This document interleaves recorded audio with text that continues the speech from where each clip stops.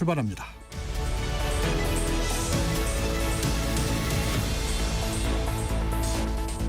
정적 시사는 유튜브로도 실시간 방송합니다. 문자 참여는 짧은 문자 50원, 긴 문자 100원이 드는 샵 9730, 콩 어플은 무료입니다.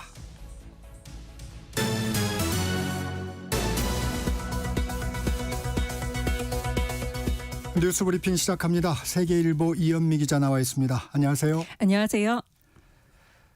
윤석열 대통령에 대한 공수처의 체포영장 유효기간 오늘 만료되죠. 공수처는 어떤 조치를 검토하고 있나요? 네, 공수처는 지난 3일 윤 대통령에 대한 체포영장 집행이 무산되면서 재집행과 함께 구속영장을 청구하는 방안을 검토하고 있습니다. 네. 공수처의 선택지는 4가지인데요. 체포영장이 만료되는 오늘 재집행에 나서는 게 첫째고 네. 두 번째는 영장 유효기간을 연장하기 위해 법원에 재청구를 하는 겁니다. 네. 하지만 재발부가 되더라도 집행이 무산될 가능성이 커서 결국 구속영장을 청구할 가능성이 높다는 관측이 나오고 있습니다. 이 밖에도 마지막 방안은 공수처가 윤 대통령 사건을 검찰에 넘기고 기소를 요구하는 건데요. 네. 공수처의 내란죄 기소권이 없다 보니 검찰을 통해 수사를 매듭짓게 되는 겁니다.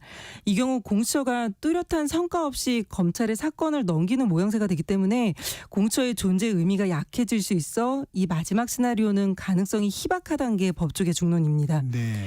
공수처는 일단 대통령 경호처의 지휘 감독자인 최상목 권한대행에게 경호처가 체포영장 집행에 협조하도록 지휘해달라는 공문을 또다시 발송했고요.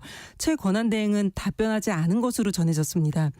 박종준 경호처장은 어제 입장문을 내고 대통령의 절대 안전 확보를 존재 가치로 삼는 경호처가 편법, 위법 논란 속에 집행되는 체포영장 집행에 응하는 건 직무유기라고 말하며 강대강 대치를 예고했습니다.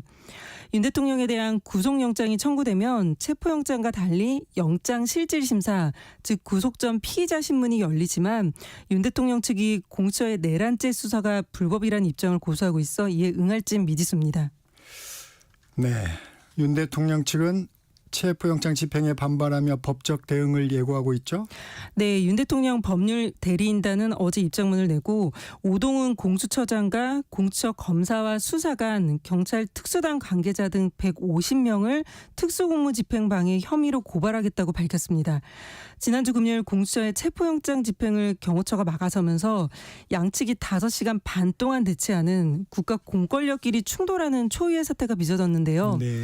양측은 현재 서로를 향해 특수공무 집행을 방해했다고 주장하고 있습니다. 윤 대통령 측은 경호구역과 군사 기밀시설에 와선 시설장에 허가 없이 출입문을 부수고 근무자에게 부상을 입혔다며 공수처가 불법 행위를 했다고 주장하고 있고요. 네. 공수처는 경호처가 적법한 영장 집행을 방해했다며 박 처장을 비롯한 경호처 지도부를 특수공무집행 방해 혐의로 입건했습니다. 윤 대통령 측은 이 밖에도 공수처의 체포영장 집행이 위법하다며 이의 신청을 했는데 서울 서부지법은 어제 이를 기각하며 받아들이지 않았습니다. 네. 국회 탄핵소추단이 탄핵소추 사유에서 형법상 내란죄를 뺀 것을 놓고 여야 공방이 이어지고 있습니다. 네, 국민의힘은 주요 탄핵 사유인 내란죄가 처리됐다면 탄핵소추안을 다시 작성해 국회에서 재의결을 해야 한다고 주장하고 있고 민주당은 윤 대통령의 헌법 위반 사항을 집중적으로 다루기 위한 변경일 뿐이라고 반박하고 있습니다. 당초 헌법재판소의 탄핵 심판에선 윤 대통령의 내란 혐의 입증을 놓고 치열한 공방이 벌어질 것으로 예상됐는데요. 국회 탄핵소추단은 지난 3일 헌재의 2차 변론준비기일에서 탄핵소추 사유 중 형법상 내란죄 부분을 철회하겠다고 밝혔습니다. 이에 따라 헌재 심판에선 비상계엄의 헌법 위반 여부만 들여다보게 됐습니다. 국민의힘은 지난 주말 입장문을 내고 민주당이 지난 한 달 동안 내란죄라고 선동하고선 탄핵소추 사유에서 이를 빼는 건 사기 탄핵소추인 걸 스스로 인정하는 것이다. 네. 국회는 새로운 탄핵소추문을 작성해 재의결 절차를 밟아야 한다고 요구했습니다. 또 민주당이 형법 위반이 아니라 헌법 위반만 헌재에서 다투겠다는 것에 대해 그러면 내란뿐 아니라 직권남용죄와 같은 개헌법 위반 사유도 제외해야 한다고 주장했습니다. 네. 국민의힘은 민주당이 이재명 대표의 형이 확정되기 전에 조기 대선을 치르기 위해 내란죄를 철회한 것으로 보고 있습니다. 밝혔습니다. 민주당은 윤 대통령에 대한 탄핵은 형사소송이 아닌 헌법재판이기 때문에 이에 맞춰 다시 정리를 한 것이라고 반박했는데요. 네. 2017년 박근혜 전 대통령 때도 당시 국회 탄핵소추위원이었던 권성동 의원, 지금의 국민의힘 원내대표가 형법상 범죄 성립 여부에 대해 판단하지 않고 위헌 여부만 분명히 밝히겠다며 탄핵사유서를 수정하지 않았었느냐고 따졌습니다. 그러면서 탄핵소추안이 무효니 국회에서 다시 의결해야 한다는 여권의 요구는 무식한 주장이라고 말했습니다. 또 입장이 바뀐 부분이 있군요. 헌법재판소는 여기에 대해서 어떤 입장인가요? 네, 헌재는 8명 체제로 오늘 첫 재판관 회의를 열고 내란죄 처리 문제를 비롯한 탄핵 심판 처리 방향을 논의할 예정입니다. 지난 3일 국회가 두 번째 변론 준비 기일에서 내란죄 처리 입장을 밝히자 정형식 수명 재판관은 윤 대통령 측은 절차 중에 주장을 넣었다 뺐다 하면 안 된다고 하는데 결론적으로 어떻게 볼지는 재판관들이 판단하겠다고 말했습니다.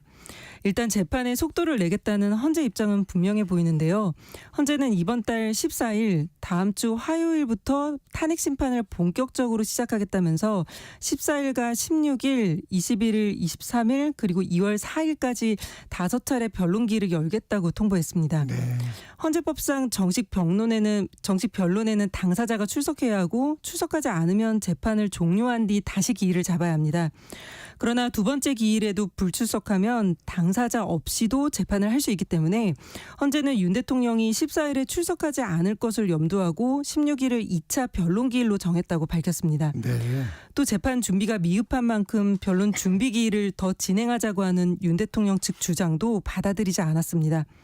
이러한 일정대로라면 설 연휴를 제외하고 주 2회꼴로 정식 재판이 열리게 되는데요.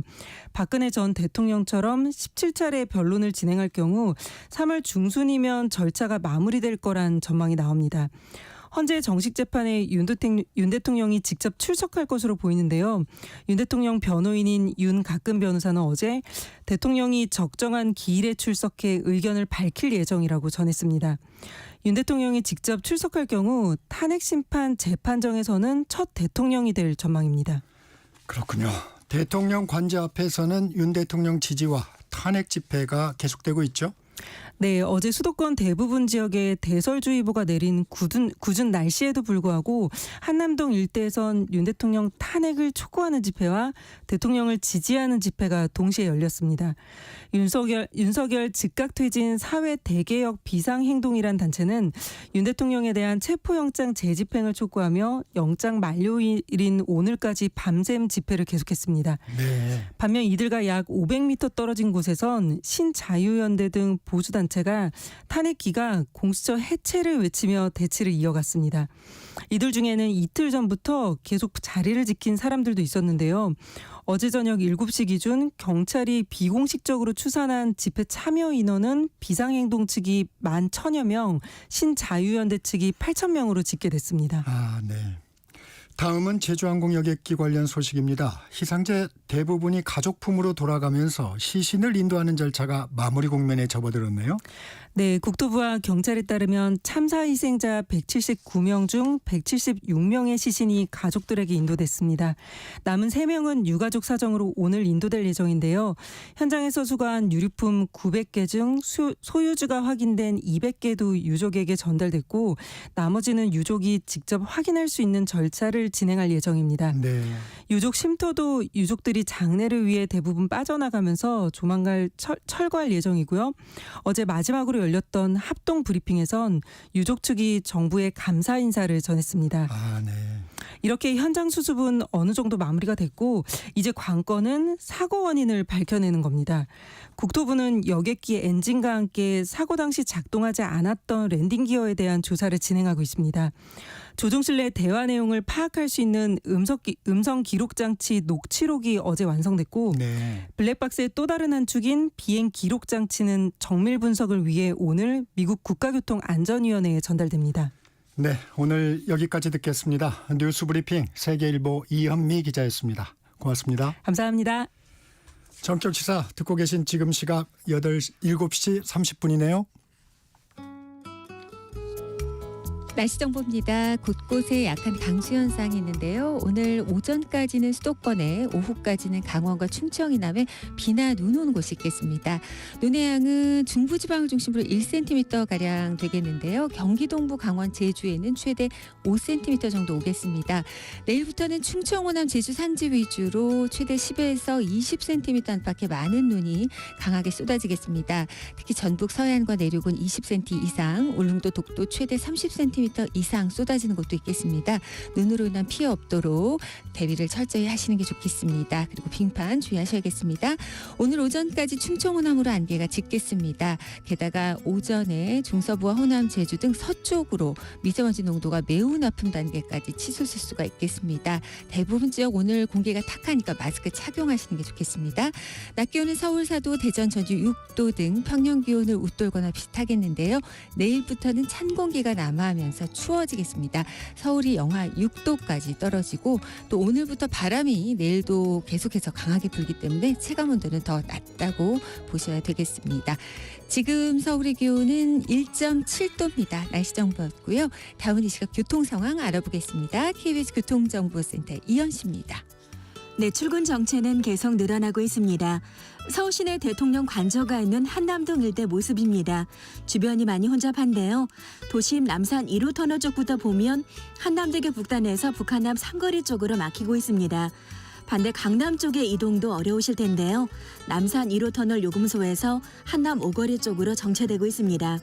고속도로는 경부고속도로 서울 쪽으로 남이 분기점 부근에서 사고 났습니다. 1차로에서 처리 중이라 1km 구간 정체입니다. 서울시 구간 이용하신다면 단내내 부근에서 반포대교 쪽으로 답답하겠습니다.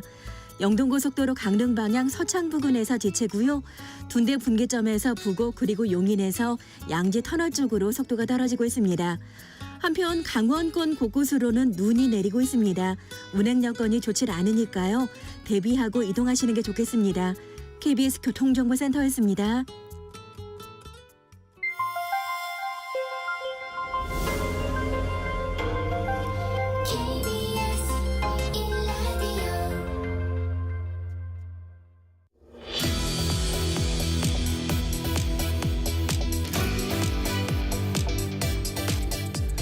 전격 인터뷰 먼저 김종혁 전 국민의힘 최고위원 전화로 만나보겠습니다. 위원님 안녕하세요. 예, 정앵커님 안녕하세요. 네, 윤석열 대통령 탄핵 심판 과정에서 청구인인 국회 측이 내란죄를 철회한 것을 둘러싸고 논란이 일고 있습니다. 어떻게 평가하세요? 무엇보다도 지금 현재 대한민국 상황이 굉장히 우려가 됩니다. 공권력과 시민이 충돌하고 또 시민과 시민이 충돌하고 공권력과 공권력까지 충돌을 하면서 어찌 보면 거의 무정부 상태처럼 그런 양상을 보이고 있거든요. 네. 그래서 그 외국에서 과연 대한민국을 어떻게 바라볼지 이런 부분들에 대해서도 상당히 걱정이 되는 게 사실입니다. 그중에서는 이제 지금 현재 논란이 되고 있는 내란죄 혐의 이것과 관련해서 그 국회에서 그리고 또 헌법재판소에서 논쟁이 벌어지고 있는데요. 물론 이거는 가장 기본적으로는 대통령이 그 느닷없는 비상계엄을 실시함으로 해서 이 모든 사태가 시작되긴 했습니다만 네. 그 비상계엄에 대해서 어떻게 해석을 할 것이냐 그것을 어떤 식으로 법적 처리를 할 것이냐를 놓고 지금 충돌이 벌어지고 있는 거 아니겠습니까? 네. 이 내란죄 부분은요, 제가 보기에는 그 민주당과 공수처가 너무 좀 조급증을 보이고 있다 이런 생각은 들어요. 그 비상계엄은 물론 명백히 잘못된 것이고 거기에 대해서 법적 책임은 당연히 다 져야 됩니다. 네. 그런데 이것을 이제 헌법재판소에다가 제기를 하면서 처음에는 이제 비상계엄과 내란죄 두 가지 혐의를 다 올렸잖아요. 네. 그런데 지금 이러다 보니까 그 재판이 되게 지연될 수 있는 그런 가능성이 생겨난 것 같아요. 네. 왜냐하면 윤석열 대통령에 대해서 헌법재판소에 탄핵 심판도 진행되고 또 다른 한편으로는 공수처와 공조본의 내란죄 수사도 함께 진행되고 그렇죠. 대통령 한 사람에 대해서 두 가지를 다 하다 보니까 기관끼리의 충돌이 생길 수도 있잖아요. 네. 예를 들면 박근혜 전 대통령 같은 경우는 탄핵 심판이 끝난 다음에 그래서 파면이 된 다음에 수사가 이루어졌기 때문에 뭐 별다른 충돌이 있을 게 없었지만 지금 같은 경우는 헌법재판소에서 윤석열 대통령에 대한 심판을 하면서 동시에 공조본이 수사를 하게 되면 그 윤석열 대통령 쪽에서는 한 사람이 어떻게 두 가지 다를 할 수가 있느냐. 일단 내가 헌법재판소의 심판을 받는 동안 수사는 중단해야 되는 거 아니냐. 이렇게 요구를 할 수도 있고 또 그 반대의 경우가 생길 수도 있고요. 이러다 보니까 그 민주당 쪽에서는 이런 논란을 그 원천적으로 막기 위해서 비상계엄을 한 것만으로 해도 헌법을 위반한 것들은 분명하니까 내란죄 부분에 대한 것들, 형사 처벌에 대한 것들은 소추 요건에서 제외를 하고 일단 비상계엄과 관련된 것만으로 헌법재판소의 그 판단을 받겠다 이런 생각을 한 것 같아요. 그렇게 되면 헌법재판소와 그리고 공조본 사이의 충돌도 사라지지 않을까 이런 생각을 한 것 같고 네. 그렇게 되면 헌법재판소의 심판 일정도 굉장히 빨라지지 않을까 이런 계산을 한 것 같습니다. 그러다 보니까 이제 이런 식의 논란이 시작되게 됐는데 네. 결국은 이런 것도 이제 오늘 이제 헌법재판소가 첫 번째 회의를 열잖아요. 네네. 이제 8명이 모두 갖춰진 상태에서 회의를 열기 때문에 여기서 이 문제에 대해서 어떤 식이든지 정리를 하지 않을까 이렇게 기대를 하고 있습니다. 네. 국민의힘은 핵심적인 내란죄 부분을 뺀다면은 국회에서 재의결을 해야 한다고 하는데 현실성이 있는 주장인가요? 그게 가능하지는 않을 것 같아요. 왜냐하면 일단 그 압도적인 다수가 야당이잖아요. 190석이 넘는 의석을 가지고 있는 게 야당이고 지금 현재 국민의힘 108석밖에 되지 않고 또 국민의힘 내부에서도 대통령이 비상계엄을 둘러싸고 그리고 탄핵을 둘러싸고 의견이 완전히 갈려 있거든요. 네. 그렇기 때문에 국민의힘 지도부가 지금 그렇게 주장을 한다고 해서 야당이 그걸 받아들일 것 같지는 않고요. 그렇게 되면 제3의 기관에서 거기에 대한 판정을 내려줘야 되는데 그거는 헌법재판소일 수밖에 없거든요. 또 그 부분에 대해서도 헌법재판소가 재판을 하면서 동시에 그 재판의 정당성에 대해서 본인 스스로도 판단할 수밖에 없는 그런 상황이에요. 굉장히 혼란스러운 일들이 벌어지고 있다 이렇게 말씀드릴 수 있을 것 같습니다. 네. 가정입니다만 탄핵소추안에 내란죄가 포함되지 않았다면 탄핵소추안 국회 표결 결과가 달라졌을까요? 내란죄가 포함되지 않았으면 제가 보기에는 오히려 국민의힘에 속한 의원들이 좀 더 홀가분하게 찬성표를 던졌을 수도 있어요. 네. 지금 현재 그 국민의힘 지도부에서는 반대의 말씀을 하고 계신 거잖아요. 내란죄가 포함된 상태에서 투표를 했는데 그게 내란죄를 빼게 되면 소추에서 내란죄를 빼게 되면 투표를 다시 해야 된다라고 얘기하는데 네. 제가 그 당시에 현장에 있었던 입장에서 당시를 돌이켜보면 내란죄로 대통령 그리고 거기다가 추경호 원내대표까지 내란죄 혐의로 포함이 됐죠. 포함을 시켜서 투표를 하는 거에 대해서 국민의힘 의원들이 엄청나게 부담감을 느꼈거든요. 만약에 그 비상계엄을 한 것만으로도 탄핵을 해야 된다라고 했으면 상당수 의원들이 찬성표를 던졌을 가능성이 오히려 있어요. 그렇군요. 민주당에서는 8년 전 박근혜 전 대통령 탄핵 때 당시 권성동 의원의 발언을 인용하며 반박하고 있는 부분이 좀 있습니다.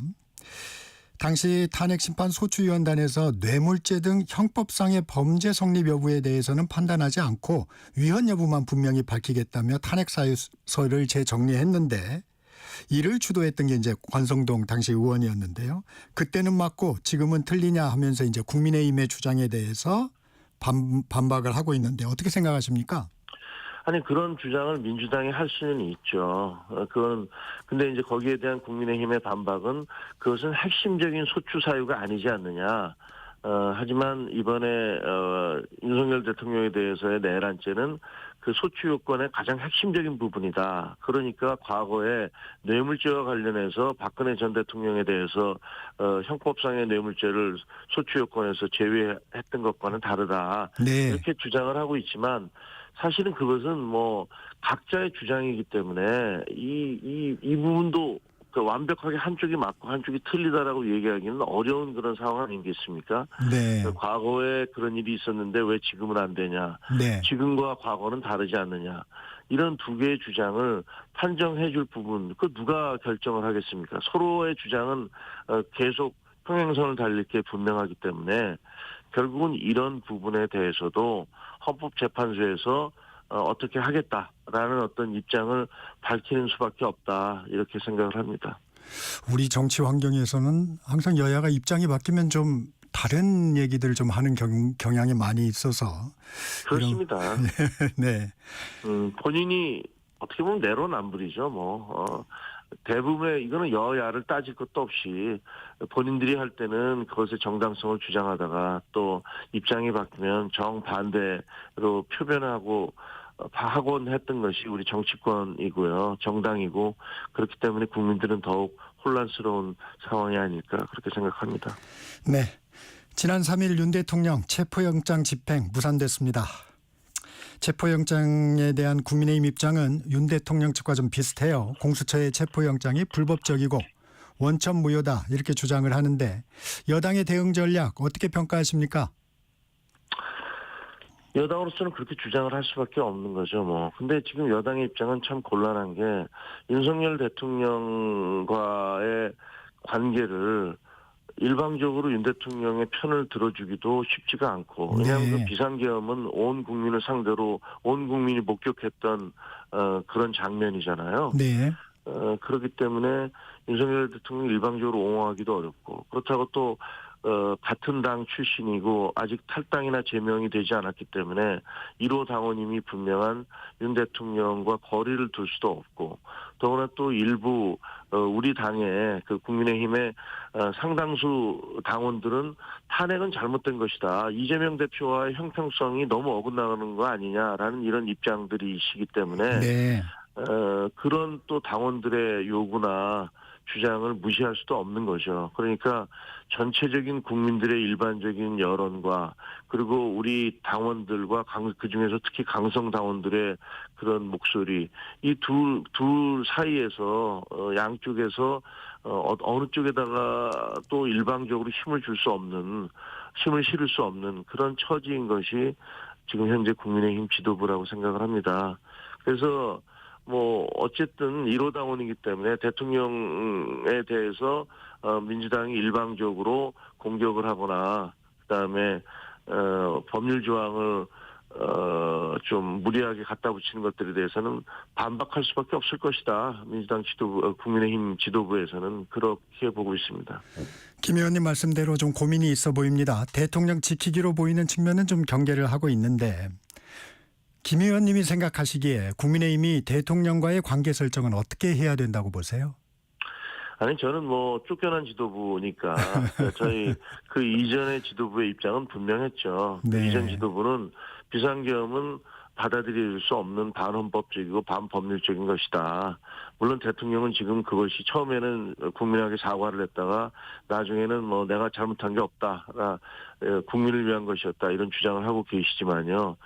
그 이전에 한동훈 지도부에서는 이것은 받아들여질 수 없는 것이다라는 입장을 정리했던 것이고 그렇다면 대통령은 빨리 탈당을 해서 네. 우리 당과의 관계를 정리해야 된다라는 그런 입장이었습니다. 네. 그러니까 그 이전 지도부의 입장은 윤석열 대통령의 비상계엄은 당이 반대를 하고 그것은 명백히 반대를 하고 거기에 대한 책임을 조기 퇴진 등으로 해주기를 원했지만 대통령이 처음에 그것을 하시겠다고 했다가 나중에 또 5일 만에 그것을 번복하셨기 때문에 그렇다면 탄핵은 불가피하다라는 입장이죠. 그러니까 국민의힘이 윤석열 대통령과의 관계를 절연하고 그런 다음에 이재명 대표가 강고하게 지배하고 있는 민주당과 맞서 싸워야 된다. 그럴 경우에 어떤 그 국민들의 지지가 다시 돌아올 수 있다라고 그렇게 생각을 했던 건데요. 지금 현재 돌아가는 거는 그렇게 가고 있지는 않죠. 그렇게 주장했던 분들은 쫓겨난 거고 현재는 새로운 지도부가 들어섰지만 그 지도부는 사실은 뭐 아까 말씀드린 대로 강성 지지자들과 일반 국민의 여론 이 사이에서 뭐 이러지도 못하고 저러지도 못하는 그런 양태를 보이고 있는 것 같습니다.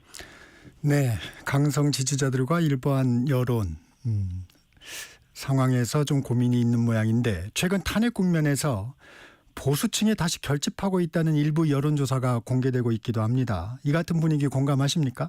아니 그럼요. 그건 뭐 그럴 여러 가지 조건이 있다고 생각을 해요. 아까 말씀드렸던 대로 민주당이 너무 무리수를 두고 조급증을 펴고 있거든요. 네. 1차 탄핵 안에 뭐 중국과 멀리하고 그다음에 무슨 이제 일본과 가까워지는 뭐 이런 식의 외교적인 문제가 탄핵 사유에 해당한다. 이건 말도 안 되는 소리지 않습니까? 네. 물론 2차 탄핵 때는 그게 빠져버렸지만요. 뭐 그런 식으로 해서 누구든지 탄핵안을 보는 사람들이 이게 무슨 소리야라는 생각을 하게 했고 그다음에 2차 탄핵안에도 추경호 원내대표까지를 집어넣음으로 해서 사실은 그 국민의힘 의원들로 하여금 많이 주저하게 하고 이탈표가 나오도록 만들었거든요. 그리고 또 그 한덕수 권한 대행을 탄핵한 데 이어서 나머지 국무위원들도 반대하면 족족 우리는 당신들을 탄핵하겠다. 네. 이런 식으로 무소불위의 태도를 보였어요. 그러니까 그런 것들에 대해서 일반 국민들이 비상계엄에 대해서 말이 안 된다고 생각하던 많은 국민들도 민주당이 무슨 무정부 상태를 만들려는 것이냐 라면서 반발하는 심정이 생긴 건 당연하고요.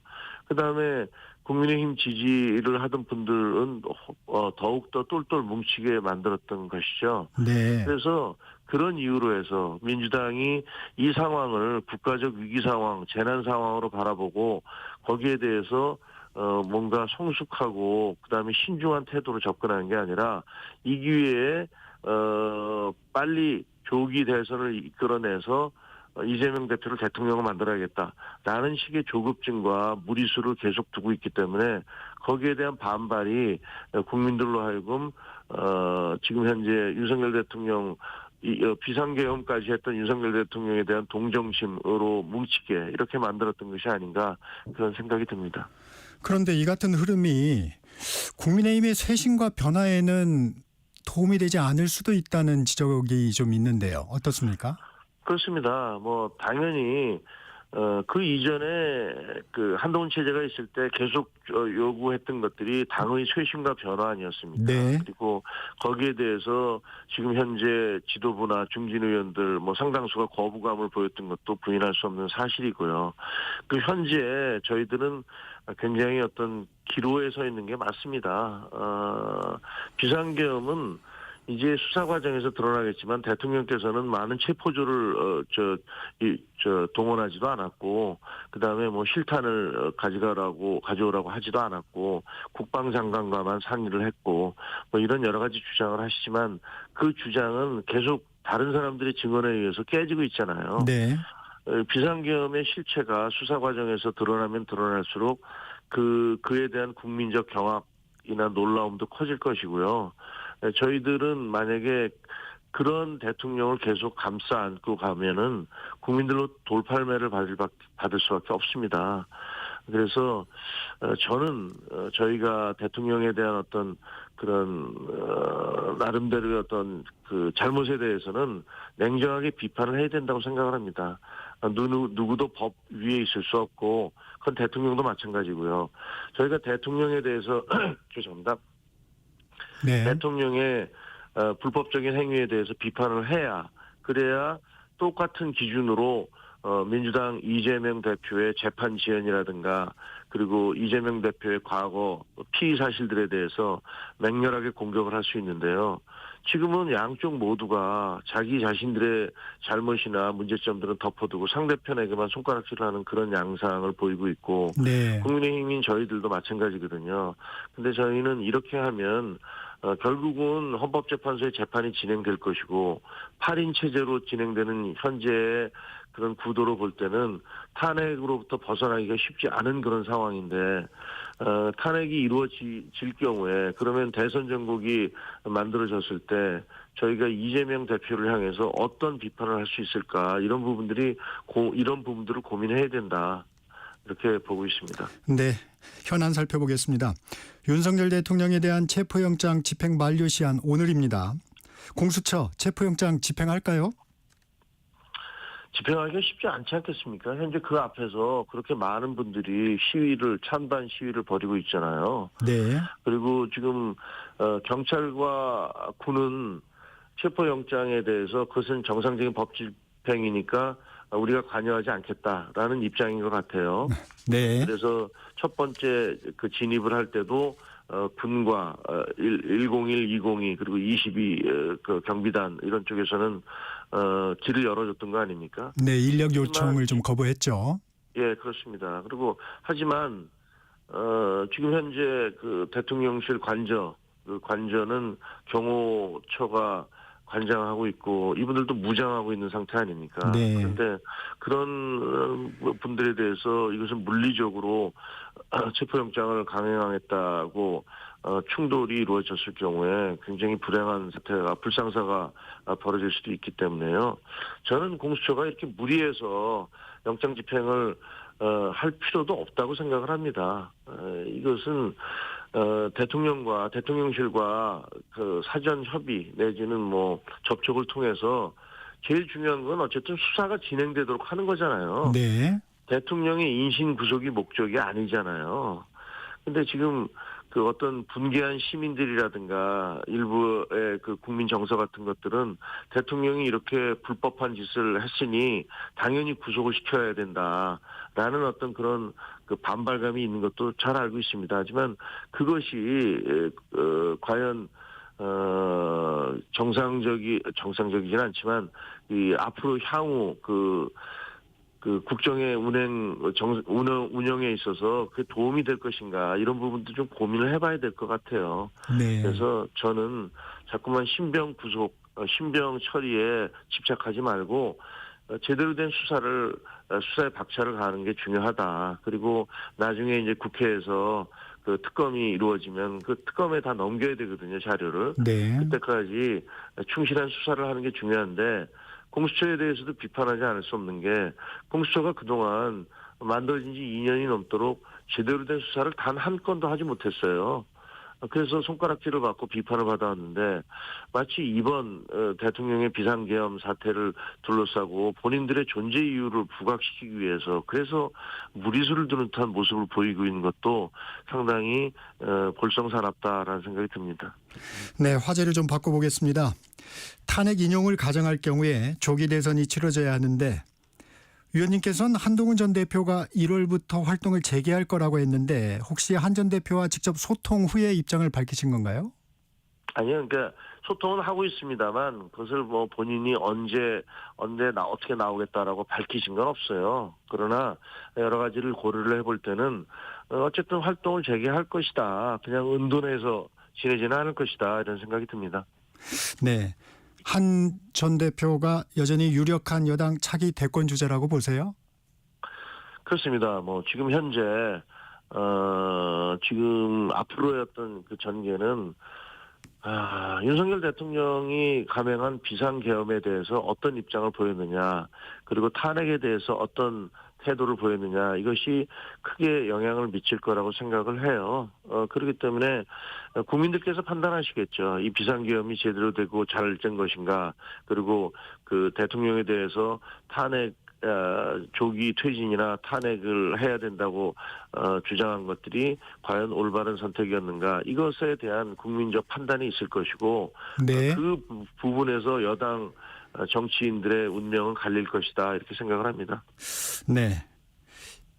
일부의 의견입니다만 검사 정권에 대한 실망감, 또 당내 배신자 프레임, 협소한 입지, 이런 부분으로 좀 한계를 지적하는 의견들도 좀 많습니다. 어떻습니까? 다 맞는 지적이시죠.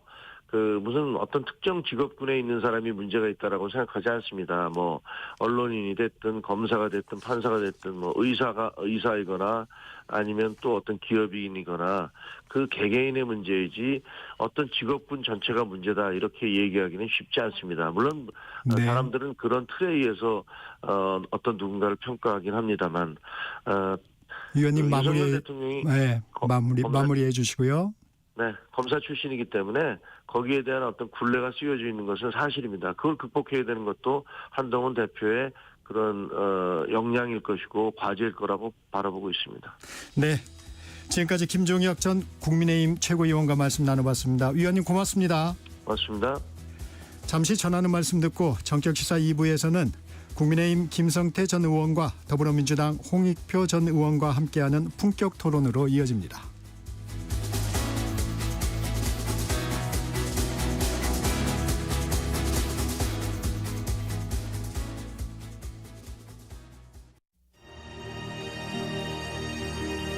광복 80년 KBS 라디오 캠페인 밸류업 대한민국.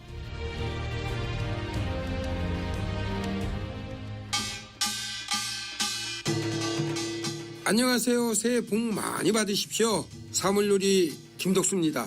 가장 한국적인 게 세계적이라고 했는데 가장 한국적인 게 저는 꽹가리 징장고북이라고 저는 알고 있습니다. 그 울림과 그 가락의 신명이 많은 보물이 있지만 저에게는 가장 큰 보물입니다. 어느 나라 뭐에 가든 많은 사람들에게 감동을 주고 그 속에서 우리는 어깨동무하고 신명나게 한 판을 함께 어우러져서 춤을 추고 소리를 하면서 끝난다는 거. 결국은 모든 세계 민족 음악의 근본이 리듬에 있다는 것. 민족의 음악이 되겠죠. 꽹가리 징장고북에 의해서 행해지는 모든 것. 그게 지난 80년 속에서 변화해온 지금의 우리의 전통 음악이 아닌가. 그거를 지키느라고 사물놀이는 변해왔다고 봅니다.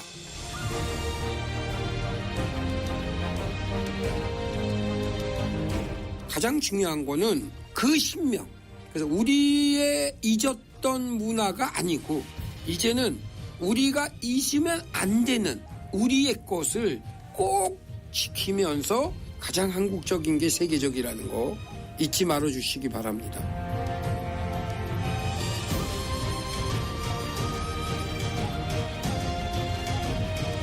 광복 80년. 우리가 가야 할 길을 묻습니다. KBS 라디오 캠페인 밸류업 대한민국이었습니다.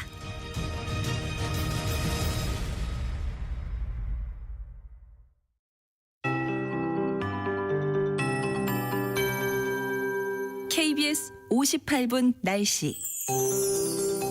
경기도 가평과 강원도 대부분 지역에 대설특보가 내려진 가운데 강한 눈이 내리고 있습니다. 이렇게 오늘은 흐린 가운데 오전까지 수도권에 또 오후까지는 강원도와 충청 이남으로 비나 눈이 계속 이어지겠습니다.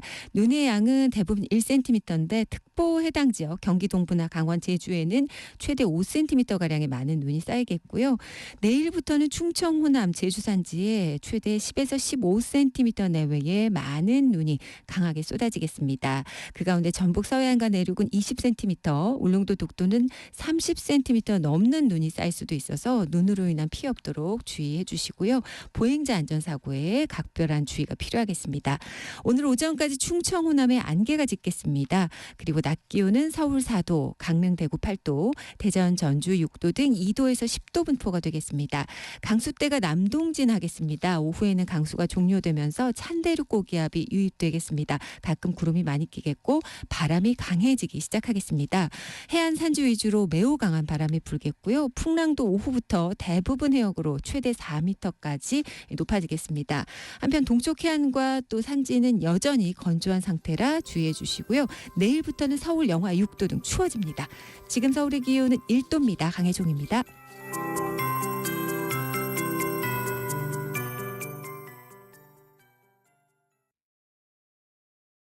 정성을 다하는 국민의 방송 KBS가 8시를 알려드립니다. AM 711kHz, FM 97.3MHz, KBS 1라디오입니다. HLKA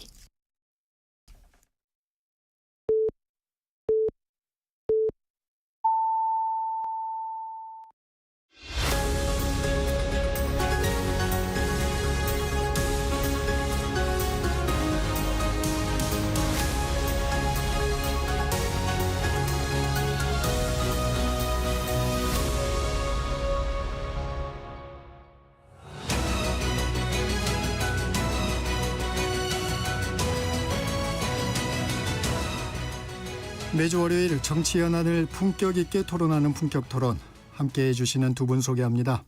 김성태 전 국민의힘 의원, 홍익표 전 민주당 의원 자리했습니다. 안녕하세요. 예, 안녕하세요. 네, 이 얘기부터 시작하겠습니다. 지난 3일 윤 대통령에 대한 공수처의 체포영장 집행과 무산, 이 상황 어떻게 보셨습니까? 김성태 의원. 먼저 지금 뭐 여러 가지 상황이 대한민국의 헌법 질서가 무너지고 있는 작금의 여러 가지 상황은 무정부 상태의 혼란을 보는 것 같아서 상당히 마음이 아프고 저 개인적으로는 괴롭습니다. 진짜 이 무너지는 국격과 함께 또 대한민국의 불확실성은 이 날로 커져가고 있는데 그로 인한 금융 경제 이 여러 가지 위기는 네. 그렇지 않아도 연말 연시 먹고 살기 힘든 이 국민들의 팍팍한 삶이 더욱더 애달프고 힘들어지고 있다는 것이죠. 뭐 그런 측면에서 이런 국가적 혼란, 불안은 이런 하루 빨리 종식되어지고 또 모든 게 헌법 질서에서 명확하게 법률적으로 또 이루어져야 된다 이런 생각을 가집니다. 네, 예. 홍익표 의원님. 많은 국민들이 굉장히 걱정되고 불안해하실 것 같아요. 왜냐하면 광장이 지금 탄핵의 찬반으로 좀 두 쪽이 나버렸거든요. 네. 국가의 지도자라면 제가 여러 차례 이 방송에서도 얘기했지만 갈등을 최소화하고 분열을 될 수 있으면 그 막아내서 사회 통합을 통합을 가는 게 정치 지도자의 태도입니다. 네. 근데 윤석열 대통령이 지금 보여준 모습은 이와는 전혀 반대로 가시고 있어요. 그러니까 뭐냐면 가장 투명하고 그 깔끔한 절차라는 것은 법적 절차에 따라 그 체포 영장 나오기 전에 검찰에 공수처에 가서 조사를 받았으면 체포 영장 나올 일이 없었고요. 네. 그럼 이제 이 체포영장이 나왔으면 이것을 법적 절차를 따르는 게 대통령도 대통령 이전에 대한민국 국민으로 자연인인 한 사람 아니겠습니까? 그렇다면 법의 절차를 따라야 되는 거죠. 근데 그걸 따르지 않고 도리어 그 나를 지켜달라는 메시지를 공개적으로 제시하고 네. 대통령 관저 앞이 양분돼서 사회적 갈등이 이루어지고 저는 BBC 기사 제목이 아주 그 현상을 그냥 단적으로 얘기해 주는 것 같아요. 뭐라고 얘기했냐면 도대체 탄핵당한 대통령의 체포가 왜 이렇게 어려우냐는 겁니다. 그래서 아까 김성태 의원님도 말씀하신 것처럼 경제도 어렵고 우리 국가 신인도 그다음에 이런 탄핵이나 또 앞으로 그 형사법 절차에 대한 여러 가지 불확실성이 있는데 이런 것들을 빨리 절차적으로 법적 절차에 따라 움직이도록 보여주는 것이 매우 필요하고 그런 측면에서 윤석열 대통령의 지금 저런 모습은 매우 잘못된 것이고 법 위에 군림하는 대통령이지 대통령은 법 위에 군림하는 왕이 아닙니다. 네. 그 과정에서 다소 이런 장면이 있었네 하는 부분이 좀 있었습니다. 군과 경찰이 박종준 경호처장의 인력 지원 요청을 거부한 것이었어요. 어떻게 보셨어요? 그렇습니다. 지금 그 앞서 이미 여러 그 군 장성들이 구속 기소됐지 않습니까? 네. 그 자체는 아무리 그 군통수권자의 명령 그리고 자기 상급자의 명령이라 하더라도 명백하게 법과 우리 헌법을 위반하는 것이라면 따르지 않는다 이렇게 따라서 안 된다라는 걸 보여준 거거든요.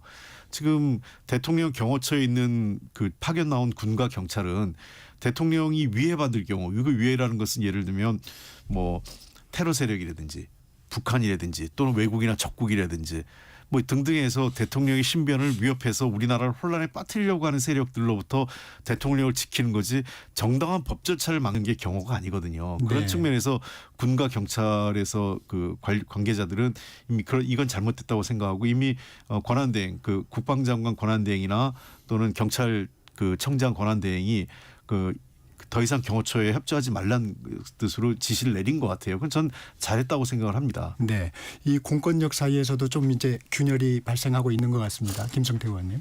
예, 이제 이 사법 체계 질서가 이제 무너지는 현장이죠. 네. 그러니까 이제 뭐 이 검경 이제 수사권 조정 이런 뭐 그때 당시에 정치적으로 너무 혼란스럽게 이게 검수완박이 이루어졌지 않습니까? 그로 인한 이런 대통령이 물론 이렇게 이제 비상계엄 선포 같은 이렇게 비정상적인 이 통치 행위를 통해 가지고 이런 내란죄 수사의 대상이 돼버리는 이런 걸 가정하지는 못했겠죠. 그렇지만 지금 현재 작금의 상황은 공수처가 검찰이나 또 경찰 다 이제 이렇게 사건을 위임받아 가지고 자신들이 이제 이 수사의 중심에 선 거는 다 인정을 해요. 수사 주체들도.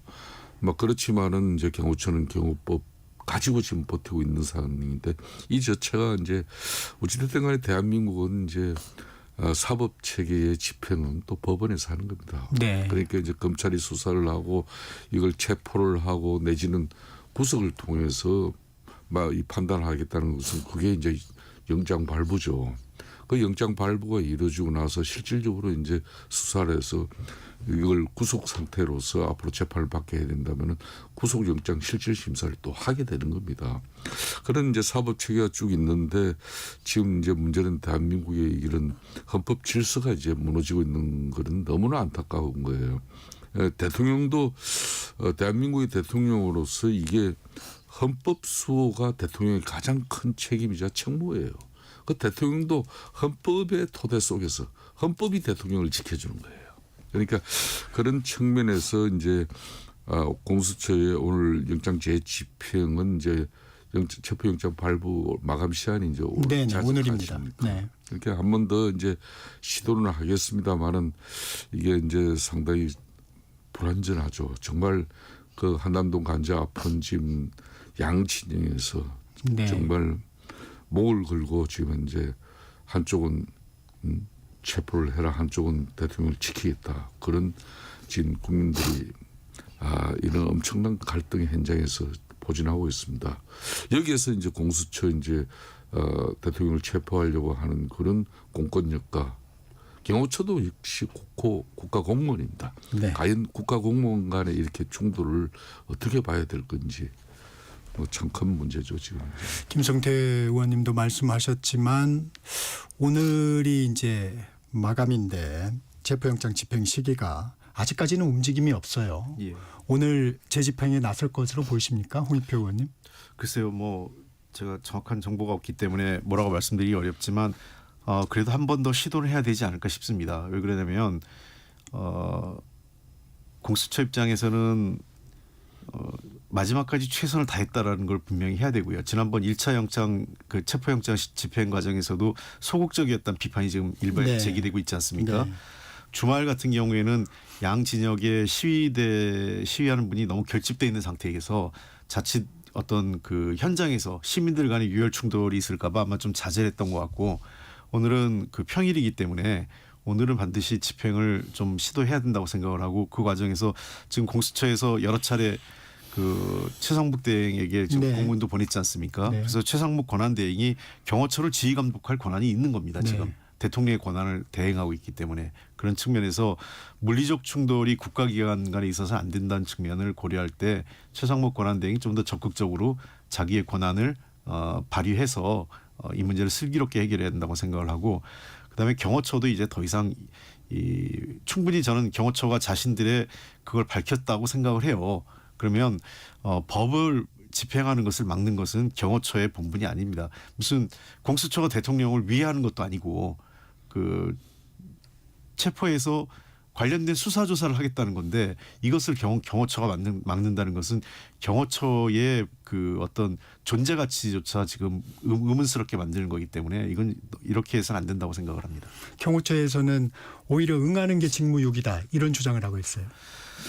글쎄요, 그 지금 경호법하고 수색영장 하는데 아까 제가 말씀드렸지 않습니까? 경호법이라는 것은 대통령의 안전을 최우선으로 하는 거죠. 그 실제로 경호원들 같은 경우 자기 대통령을 대신해서 총알까지 맞을 각오를 하고 경호에 임하는 건 맞습니다. 네. 그런데 지금 대통령을 그 공수처가 대통령을 지금 체포해 가겠다는 게 대통령을 무슨 신체 위해를 가거나 생명을 뺏겠다는 게 아니지 않습니까?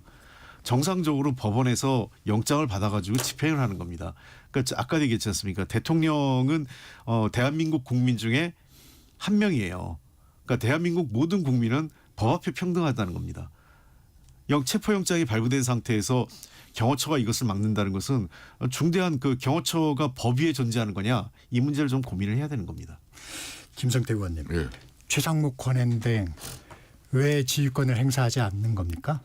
아마 뭐 지금 현재 대통령 권한 대행이지만 실질적으로 대통령의 지휘에서 이렇게 대응을 할 수 있는 그런 여건은 아니란 걸 본인이 누구보다 잘 알고 있죠. 그렇기 때문에 아주 소극적인 대응 정도의 역할을 본인이 자임하고 있어요. 특히 이번은 이제 그런 가운데도 이제 이 국가의 불확실성, 대통령이 비상계엄 선포에 따른 대내적인 이제 국가 불확실성이 이제 커져가지고 이게 이제 경제 금융 위기로 지금 현재 도래될까봐 사실은 거기에 모든 신경이 다 쓰여지는 사람이에요. 그런 측면에서 이제 지금 현재 공수처에서 서부 지원에서 이제 영장을 받아가지고 체포하는 이런 자체에 대해서 대응이 뭐 이런 상황에서 이제 경호처하고 좀 상황이 이제 악화된 이런 부분에 대해서 이게 본인이 수습하려고 하는 그런 의지 자체가 없죠. 지금 그렇기 때문에 더군다나 현직 뭐 아직까지 대통령의 신분을 유지하고 있는 대통령 측에서 지금 공수처의 체포영장 집행에 관한 헌법적 법률적 그런 문제에 대해서 상당히 큰 문제 제기를 하고 있는 마당이거든요. 그런 측면에서 이제 공수처는 언제나 이제 이런 내란죄에 대해서 수사하거나 기소할 수 없다고 보고 또 직권남용죄에 대해서도 대통령 재직 중에는 기소할 수 없다는 게 이제 대통령 헌법 규정에 의해서 이제 재직 중에는 내란죄에 관해서만 이제 수사하거나 기소할 수 있다는 그런 토대 속에서 지금 정황을 하는 거죠. 그렇기 때문에 이제 수사 기소할 수 없는 기관에서 수사하겠다고 이제 나선 그 자체가 잘못된 거다. 또 그런 측면에서 쉽게 말하면 법원 쇼핑을 통해 가지고 이제 서부 지원 공수처 관할 뭐 지법이 아닌 중앙지법을 제끼고 네네네. 서부 지법에서 이렇게 네. 영장을 발부받고 또 영장을 집행하게 하겠다 이런 부분에 대해서는 그 자체도 이제 불신을 하는 거죠. 그런데 어제 일요일임에도 불구하고 이제 서부 지법에서 그런 이의 신청에 대해서 영장 체포영장 발부 이의 신청에 대해서 이걸 기각 조치를 했지 않습니까? 그러니까 이제 법원의 결정은 법원의 결정입니다. 그런 측면에서 대통령 측에서 이거는 먼저 판단해야지 최상목 대행이 뭐 이래라 저래라 못하는 사항입니다. 홍익표 의원님, 그 김성태 의원님이 수사권 문제를 좀 얘기했으니까 자꾸 그 법리적 논쟁이 자꾸 일어나요. 그러면 국민의힘에서 주장하는 대로 그 이 내란 수사를 경찰이 이첩하면 안 됩니까? 아니 그렇기 때문에 지금 공조보를 만들었지 않습니까? 네. 그러니까 지금 검찰 그다음에 경찰 그 국가수사본이죠. 다 합쳐서 지금 공동수사본부를 만든 거기 때문에 여기서 조사를 하겠다는 것은 법적으로 인정을 받은 건 그 법원에서 영장을 발부한 것 자체가 그 수사의 타당성을 인정을 한 거거든요. 그리고 두 번째는 그 대통령께서 대통령실에서 대통령 변호인단이죠. 변호인단이 이의 신청을 했지만 아까 김성태 의원이 말씀하신 것처럼 법원에서 기각돼 버렸잖아요. 네.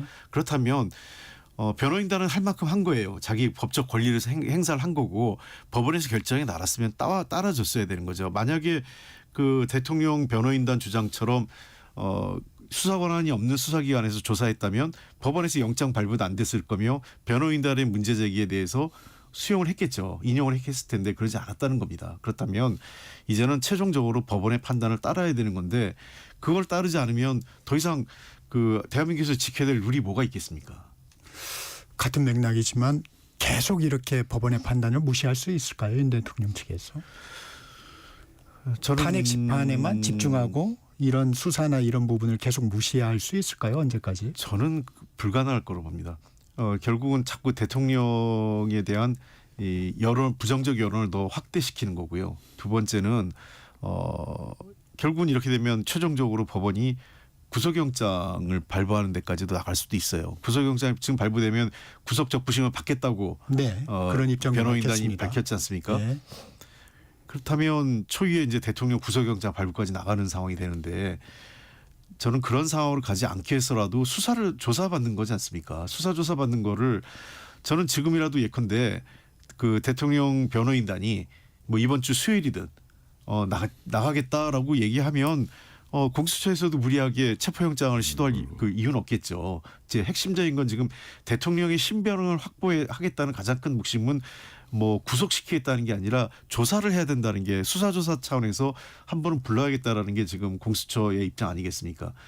그 부분에 대해서 협조하겠다면 공수처도 무리하게 체포영장을 할 이유는 없습니다. 그러나 현재 3차례나 수사를 자진 출두 요구했는데 안 나왔던 거 아니겠어요? 그러니까 불가피한 선택이었고 저는 최종적으로 공수처 입장에서는 결국은 이렇게 되면 만약에 체포영장 시도가 불발이 되면 구속영장으로 갈 수밖에 없지 않느냐 이런 생각입니다.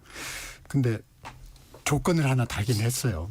110조, 111조. 아니 영장 실질 심사를 하게 되면 나가겠다. 네. 다만 적법한 절차라면 이런 식의 이제 윤 대통령 변호인 측에서는 이렇게 밝혔는데 사전 구속영장 신청 가능할 걸로 보세요? 저는 이제 공수처에서 이제 검찰에서 또 경찰 국수본 뭐 이런 처음에 경쟁적으로 수사가 시작됐잖아요. 그렇지만은 이제 윤석열 대통령에 대한 13 비상계엄의 이 내란죄 수사의 주체는 우리다, 공수처다. 그렇게 해서 다 이첩이 돼버린 거예요. 그래서 이제 공조본을 꾸렸는데 거기에서 이제 검찰은 참여가 안 된 것이고 이제 경찰 국방부까지는 참여가 이루어졌죠. 그러니까 이제 지금 이제 공수처 입장에서는 오늘 말 체포영장 집행이 무산되어지고 난다면은 아마 공수처 이 수사 역할이나 기능 뭐 이 부분에 대해서 지난번 또 1차 영장 집행 당시에 그때 이걸 제대로 마무리했어야 되지. 그러면은 더군다나 대통령을 갖다 체포하겠다는 것은 그건 만반의 준비를 끝내고 그 영장을 발부받고 그런 실행을 해야 되는데 그런 부분이 아니고 이게 좀 약간 이상했어요. 여러 가지. 그러니까 앞으로 이제 공수처가 만약 영장을 친다 그러면 구속영장을 발부받을 수 있을 정도의 수사가 단단하게 이제 이루어졌는가. 여기에 대해서는 많은 법조인 법률가들도 의문을 가져요. 그렇죠. 대면 조사도 못했고. 말 그렇게 해서 구속영장 실질심사에서 이게 기각돼 버리면은 수사가 제대로 이루어지지 않고 촘촘하게 구속영장이 만들어지지 않았다면은 이건 당연히 이제 기각될 가능성도 높아지죠. 네. 그때 그 상황의 혼란은 누가 또 책임질 겁니까? 그런 측면에서 이제 공수처는 이제 이게 참 여러 가지 지금 어려운 상황에 처해져 있는 건데 저는 이 방송뿐만 아니라 다른 쪽에서도 제가 그 입장을 견지했습니다만 방법은 2가지예요.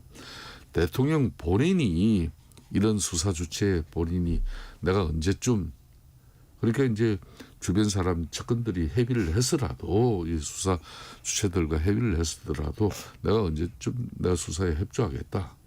이렇게 본인이 직접 판단하는 방법 하나하고는 두 번째는 이 대통령이 이제 지금 현재 내란죄 수사가 이제 13 비상계엄의 가장 핵심이지 않습니까?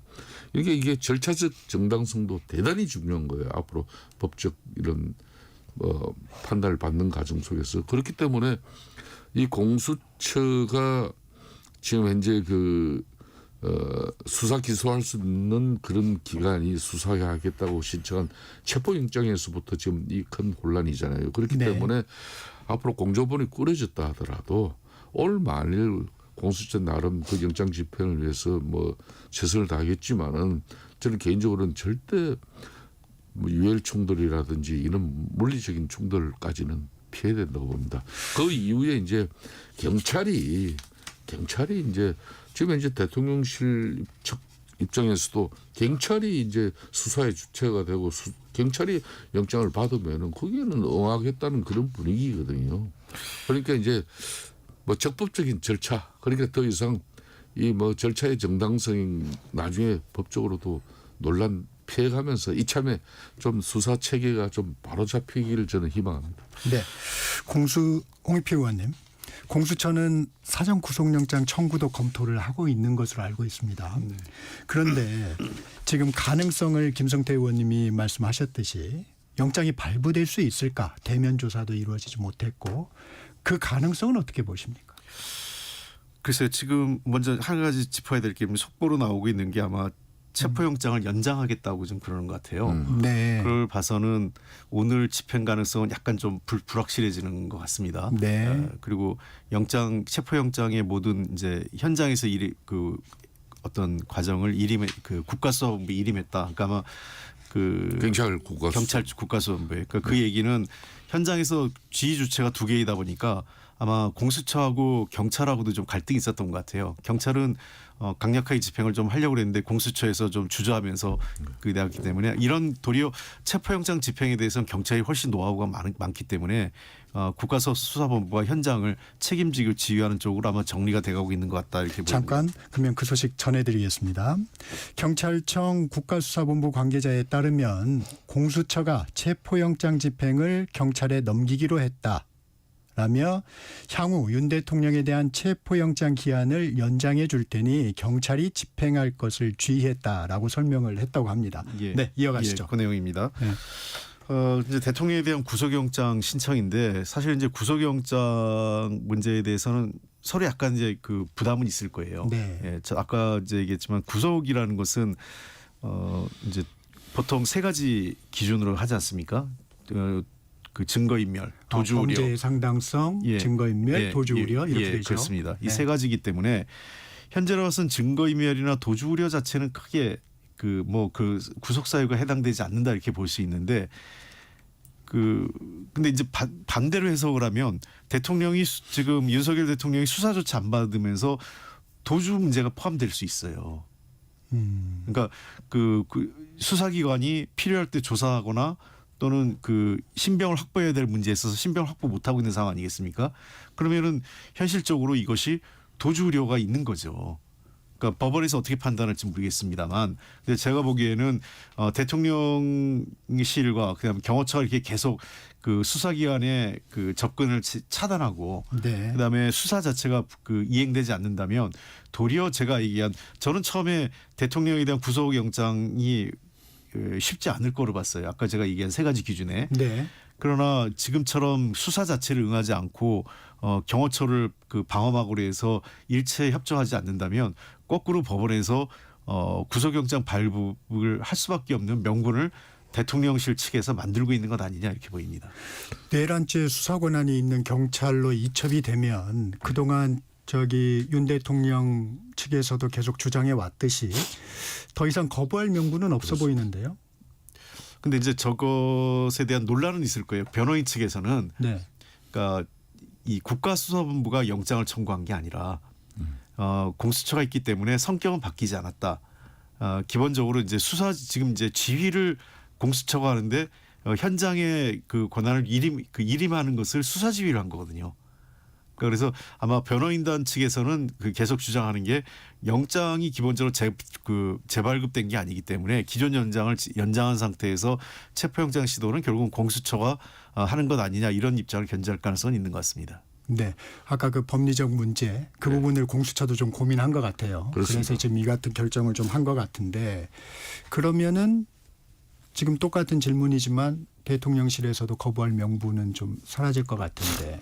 그렇습니다. 이 대통령이 이게 이제 불소추 특권을 가진 대통령이 내란 예언죄를 제어하고는 사실상 불소추 특권을 가지지 않습니까? 그럴수록 이제 그럼 내란죄에 이제 쉽게 말하면 범죄 행위를 가지고 수사를 하겠다는 거 아닙니까? 수사를 하겠다면은 지금 현재 대한민국 법률 체계로서는 내란죄는 경찰밖에 할 수 없죠. 그래서 검찰도 손을 뗀 것이고.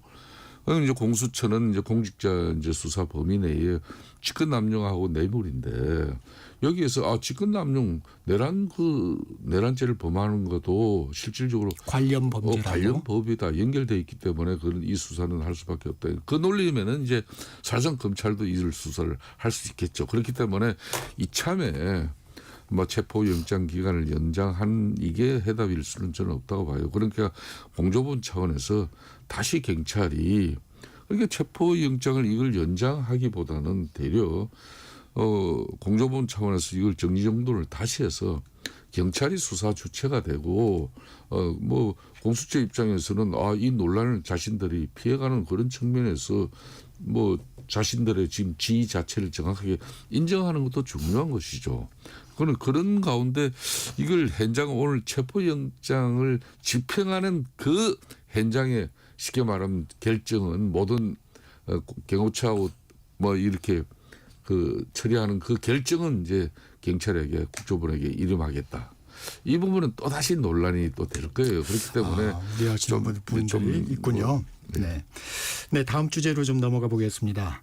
윤석열 대통령 탄핵 심판 사건에서 청구인인 국회 측이 탄핵소추 사유에서 내란죄 혐의를 제외하겠다고 밝혔습니다. 이 부분은 어떻게 보셨습니까, 홍표 의원님? 근데 이 부분은 자꾸 이제 오해가 있는 것 같아요. 그러니까 내란죄를 삭제했다고 해서 내란죄의 어떤 이 구속 요건, 그러니까 이 범죄 혐의가 없어졌다. 그거를 그 민주당도 손을 뗀 거다 이렇게 얘기하는 건 잘못된 것 같아요. 그러니까 이미 그 8년 전에 추미애 당시 대표가 김무성 당시 네. 대표한테 보냈던 내용이 지금 다시 회자가 되고 있지 않습니까? 네. 형사 책임과 행상 책임에 대한 차이인데 이미 박근혜 대통령 탄핵 과정에서 형사 책임이 아니라 행상 책임을 물은 것으로 이미 법리가 만들어진 거예요. 그러니까 그때도 왜냐하면 이 지금 내란죄는 형사 범죄지 않습니까? 형사 범죄이기 때문에 이것은 유무죄 문제는 이미 법원에서 이제 수사를 하고 법원에서 진행되고 있죠. 진행을 해야 되는 상황이고 헌법재판소에서는 전체적으로 헌법에 대해서 어떠한 입장과 태도를 지녔는가 그리고 그로 인해서 그것이 헌법을 수호하려고 하는 대통령의 책무를 넘어섰는가 이 문제를 따지는 거기 때문에 거기에는 대통령께서 이번에 비상계엄을 선언하고 그다음에 국회나 선관위 헌법기관의 권한을 불능시키려고 했다는 것 자체가 헌법 위반이고 비상계엄의 권한을 넘어섰다는 비판이지 않습니까? 저는 그게 이제 내란죄의 가장 핵심적인 요소고요. 네. 그런 측면에서 이것은 뭐 내란죄를 봐주고 그 내란죄에 자신이 없으니까 빠진 게 아니라 이미 그러한 것들을 포함해서 신속하게 헌법적인 문제를 책임을 따지자 이런 거고요. 이미 그것은 그 2016년 17년이죠. 2017년 당시 탄핵이 진행될 때에도 그때 권성동 당시 법사위원장이 동일하게 입장을 취했었던 겁니다. 김성태 의원님. 그러니까 이제 윤석열 대통령께서 12.3 비상계엄을 선포한 그 자체를 놓고 가장 이제 그때 당시 당대표였던 한동훈 대표도 위헌위법적인 행위다. 그렇기 때문에 국민들과 함께 싸워서 막겠다. 이랬고 전 민주당도 한결같이 위헌위법적 행위, 이 내란 선동을 통해서 내란 행위를 통해서 국가 헌정 질서를 갖다 중단시키고 혼란을 야기했다. 그렇게 하면 탄핵을 해야 된다 국회에서 이제 이렇게 간 거 아닙니까? 저는 그런 측면에서 좀 전에 이제 홍익표 대표께서도 말씀을 했습니다만은 30초 정도 있습니다. 예. 행법 위반은 행사 재판으로 그리고 헌법 위반은 이제 헌재 심판으로 이렇게 이제 가자는 이야기인데 사실관계를 빼는 것과 이제 법적 평가를 받는 것은 별개예요. 그런 측면에서 그냥 이 비상계엄 선포한 사실 자체를 빼고 헌재 심판으로 가서 그 내용만 심판한다면은 이거는 국민의힘 지도부가 현재 주장하는 내용이 맞을 수 있죠. 그렇지만 사실관계는 하나인데 헌법 위반, 행법 위반 이 두 개의 법적 측면에서 뭐 이렇게 헌재가 다 다루고 있는 무리다 그 이야기인데 좀 이따 방송하겠습니다. 네, 잠시 후 이어가겠습니다. 2부 여기서 마치고 잠시 후 3부에서 품격 토론 계속됩니다.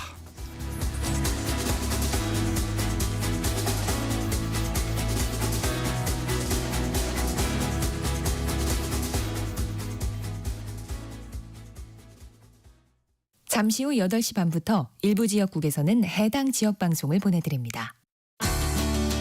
워렌 버핏은 가치 투자, 필립 피셔는 성장주 투자, 피터 린치는 장기 투자. 방법은 달라도 목표는 하나. 성기영의 경제쇼가 성공의 길로 안내합니다. 깊이 있게, 명쾌하게, 지금 이 시대 경제에 관한 모든 것을 알려드립니다. 평일 오후 4시 5분 성기영의 경제쇼와 함께하십시오.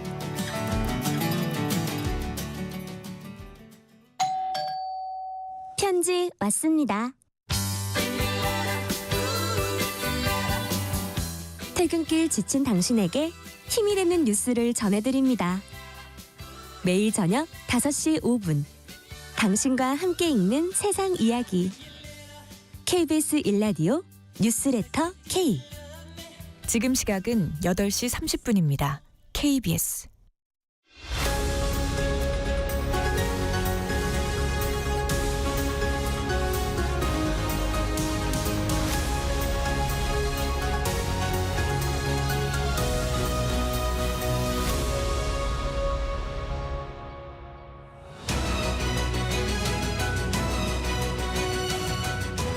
본격 토론 이어갑니다. 국민의힘 김성태 전 의원, 더불어민주당 홍익표 전 의원 함께하고 계십니다. 김 의원님, 예. 탄핵소추 사유에서 내란죄 혐의를 좀 뺀 부분, 이 부분 좀 부연해 주시면. 그러니까 이제 국민의힘 지도부 국민의힘 입장에서는 이제 탄핵소추 사유가 13 비상계엄에 대한 내란죄를 갖다가 범했기 때문에 국민의 대의기관인 국회에서 대통령 직무를 적극 중지시키자.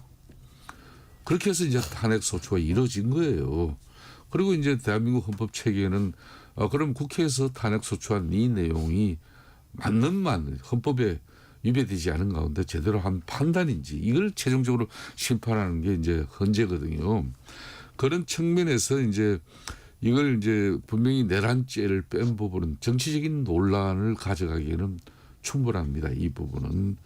국민의힘 입장에서는 이 현재 특히 탄핵소추위원장이 이제 민주당의 정청래 위원장이에요. 예. 많은 유권자들은 지금 현재 이재명의 사법 리스크를 극복을 위해서 수단과 방법을 가리지 않는 무소불위의 민주당 입법 권력의 그 행포에 대해서도 지금의 특히 탄핵소추위원장 정청래 의원의 이미지도 작금의 상황에 여러 형태로 국민들이 지금 반응하고 있다는 것도 이것도 주지할 수 없는 사실이에요. 그런데 그런 측면에서 이 헌재법 이제 51조가 이제 좀 여러 가지 좀 문제의 중심에 서 있어요. 헌재법 51조 같은 경우는 형사 소송이 진행될 때는 헌재 심리를 중지한다고 이렇게 돼 있는 내용이에요. 네. 그 조문이거든요. 그러니까 내란죄의 이게 탄핵소추 철회는 분명히 연불보다는 재판의 눈이 멀어져서 이제 절차적 정당성을 무시하고 가는 거 아니냐는 그런 우려와 그런 주장을 지금 국힘이 펴고 있는 겁니다. 그러니까 즉 이재명 지금 대표 중심의 민주당 입장에서는 지금 4월 허리만은 벚꽃 대선을 희망하는 거 아니겠습니까? 그러기 위해서는 헌재 심판이 최소한 2월 말 정도는 이게 끝내줘야 된다는 거죠. 그런 측면에서 이제 이 행법 위반하고 헌법 위반 두 가지를 가지고 이제 탄핵 소추가 이루어져 가지고 헌재로 넘겼는데 그 헌재 심판 과정에서 이제 준비 기일 뭐 이렇게 두 차례 가졌지 않습니까? 그 과정 속에서 그러면은 이 행법 위반 이거는 형사재판으로 가야 될 부분이니까 여기서 빼자. 그렇게 해서 뺀 거예요. 이제 문제는 이걸 가지고 또 뭐 정치권 일각에서는 헌재 측하고 민주당하고 뭔가 내락이 있는 거 아니냐. 이런 이제 색안경을 쓰는 거죠. 만일 그렇게 됐다면 이게 큰 문제지만은 저도 이 내용을 면면히 살펴보니까 준비 기일 때 이 내용이 서로 주고받은 내용이에요. 그렇기 때문에 이걸 이제 좀 전에 홍익표 대표께서도 말씀하셨지만 2016년 이제 탄핵 심판 당시에는 헌재가 그렇게 탄핵 소추 내용을 이렇게 변경한 부분을 또 수용을 해줬어요. 네. 그렇기 때문에 이건 그렇게 갈 수밖에 없다는 주장인데 오늘 아마 헌재 8인 체제 첫 회의가 있으니까 아마 이 부분에 대한 판단부터 먼저 할 것 같아요. 제가 한 가지만 좀 말씀드리면 홍익표 의원님. 자꾸 이제 내란죄가 삭제됐다고 얘기하는데 아까 제가 했잖아요. 형사 책임과 행상 책임이 다르다. 네. 형사 책임은 죄 유무죄를 다투는 거고 행상 책임은 태도나 행위를 문제 삼는 거 아니겠습니까? 그래서 내란죄가 빠졌지만 내란 행위는 남아 있어요. 네. 그러니까 대통령의 내란 행위에 대해서 판단을 하는 겁니다. 그러니까 헌법을 위반한 비상계엄이 내란 행위에 해당한다고 해서 헌법을 위반한 그러니까 대통령의 책무를 위반했기 때문에 만약에 그 경우에 이제 인용이 되는 거죠. 그렇지 않다면 이제 기각되는 거고 그런 측면에서 내란의 행위에 대한 이 판단을 하는 겁니다. 헌법재판소가. 그러니까 내란죄와 내란 행위, 그러니까 내란죄를 물었던 그 내란죄냐 아니냐가 내란 행위냐 아니냐로 바뀌었을 뿐이에요. 그러니까 본질은 바뀐 게 아니라는 것이죠. 그러니까 이제 저 말씀은 이제 국회에서 탄핵 소추를 할 때 그때 이제 탄핵 그 소추 의결 내용의 의결서를 이렇게 보면은 이제 쉽게 말하면은 지금 내란 행위에 대한 탄핵 국회 차원에서 탄핵 소추가 필요하다. 왜? 현직 대통령이 헌법을 위배했다. 그게 이제 이런 13 비상계엄이라는 수단을 통해서 이제 내란죄가 성립되었다. 그렇기 때문에 대통령의 적극적인 직무 정지가 필요하다. 그래서 탄핵 소추가 이루어진 거니까 지금 이제 국힘 입장에서는 그럼 그 탄핵 소추 의결에 내란죄를 갖다 헌재 심리에서 이걸 뺀다 그러면은 원천적으로 국회에서 한 탄핵 소추 의결 이 자체가 문제 있는 것이다. 그런 측면에서 이제 과연 헌재가 오늘 뭐 회의를 하면서 이걸 다시 그럼 국회에서 탄핵 소추 이 의결을 이 내란 행위에 대한 이 탄핵 소추 이 부분은 빼고 해라. 뭐 그런 입장이 만약 있다 그러면 새로 해야 되겠지만은 뭐 그 부분에 대해서는 법률가들 사이에서도 많은 판단. 그러니까 이제 국민의힘에서도 문제 제기는 그렇게 크게 하지만 이걸 탄핵 소추 의결을 새로 해야 된다. 네. 그런 강력한 주장은 현재까지 최종적인 입장은 아닌 것 같다. 이렇게 제가 말씀드리고 싶습니다. 일단 표면적으로는 국회 재의결이 필요하다 얘기하지만 그렇죠. 강도 정치적인 그 목소리는 분명히 하고 있는 겁니다. 지금 이제. 지금 이 부분에 대해서 헌재가 명쾌하게 정리를 해줄 필요가 있죠. 2016년 같은 경우는 박근혜 대통령 탄핵 시에는 이 부분에 대해서 당시 권성동 이제 탄핵 소추위원장이 원래 국회에서는 탄핵 의결 때는 9개 내용이 있는데 헌재 심리 때 준비기일 때 5개를 뺐어요. 그래가지고 최종 그때 뺀 게 이제 뇌물죄, 강요죄 이런 것들이거든요. 그걸 빼고 이제 신속하게 이제 가기 위한 수단인데 문제는 이제 이 신속하게 가기 위한 이 수단과 방법이 특정 정당의 대표를 위한 길이라면 이거는 상당히 국민적 저항이 또 생길 수 있죠. 말씀하셨지만 헌법재판소에서 판정 이거 여기에 대해서 판정을 할 문제지 이게 국회에서 재의결을 하고 이런 문제는 아니죠. 현실적으로 불가능하죠. 예. 그러니까 이제 물론 헌법재판소에서 일사 판단을 할 건데요. 그래서 빨리 이제 판단했으면 좋겠어요. 뭐 이러면 진짜 이거는 중대한 변경이기 때문에 뭐 국회 절차를 다시 밟을 수밖에 없겠지만 어느 정도 이거는 준비 변론 과정에서 헌법재판소하고 좀 이해가 변호인단, 그러니까 소추인단하고 얘기가 좀 된 것 같고요. 그다음에 두 번째는 보통 이제 검찰에서 공소장 변경이라는 게 있지 않습니까? 네. 공소장 변경을 한다고 해서 새로 구속영장이나 이런 걸 재청구하지 않거든요. 네. 그런 측면에서 이 정도는 그 본질상의 변화가 아니기 때문에 어떤 재량권의 범위 내에 있는 것 아니냐. 이게 이제 민주당 국회 탄핵 소추인단의 입장인 것 같습니다. 네. 품격 토론 오늘은 여기까지 들어야 되겠네요. 국민의힘 김성태 전 의원, 더불어민주당 홍익표 전 의원 함께하셨습니다. 고맙습니다. 네, 감사합니다. 네, 잠시 후 3부에서 뵙겠습니다. 이 시각 출근길 교통정보입니다. 안 그래도 부담스러운 월요일 출근길인데요. 눈과 비가 내리는 곳들도 있습니다. 교통 안전에 각별한 주의가 필요하겠습니다. 고속도로는 중부 내륙고속도로에서 큰 사고가 났습니다. 창원 쪽으로 북상주 부근입니다. 버스 관련한 다중 추돌 사고가 나면서 화재로까지 이어졌습니다. 현재 전 차로를 통제하고 사고 처리하고 있는데요. 3km 구간에서 거대한 주차장을 이루고 있습니다. 미리 북상주 나들목에서 국도를 이용하시는 게 좋겠습니다. 대전 남부고속도로 산내 방향 구안터널 부근에서도 사고 처리하고 있습니다. 안영 부근부터 여파를 받고 있습니다. 서울은 강변북로 일산 쪽인데 한남대교를 지나서 사고 발생했습니다. 1차로에서 처리 중이라 천호대교부터 많이 밀리고 있습니다. 천호에서 반포대교 쪽으로 1시간 정도 예상됩니다. KBS 교통정보센터에서 이현입니다.